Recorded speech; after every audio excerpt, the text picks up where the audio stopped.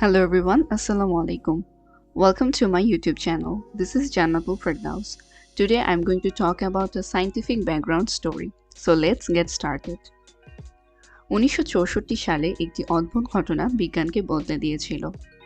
Platinum তারের মাধ্যমে ব্যাকটেরিয়ার ভিতরে বিদ্যুৎ প্রবাহের ফলে সেখানে কোষ বিভাজন থেমে গিয়েছিল। এখন প্রশ্ন হচ্ছে, কোষ বিভাজন কেন গুরুত্বপূর্ণ? আমরা আমাদের জীবনে কোনো না কোনো সময় হাত কেটে যাওয়ার এক্সপেরিয়েন্স অনুভব করে থাকি। কোষ বিভাজনের ফলেই মূলত সেই হাতের ক্ষতস্থানটি পূরণ হয়। কিন্তু কোষ বিভাজন যদি না হয়, তবে সেক্ষেত্রে সেই ক্ষতস্থান কখনোই পূরণ হবে না এবং আমাদের জীবনও একটি হুমকির মুখে পড়ে যাবে। পরবর্তীতে বিজ্ঞানী বার্নেট রজেনবার্গ ভাবলেন যে প্লাটিনামযুক্ত একটি নতুন যৌগই ব্যাকটেরিয়ার কোষ বিভাজন থামিয়ে দিচ্ছে, যা পরবর্তীতে অ্যান্টি ক্যান্সার ড্রাগ সিসপ্লাটিনের জন্ম দেয়। আজকের কেমিস্ট্রিতে পরমাণুর বিন্যাসের ফলেই এলসিডি স্ক্রিন কিংবা অপটিক্যাল ফাইবার কিংবা ডিএনএর বিন্যাস আমরা বুঝতে পারি।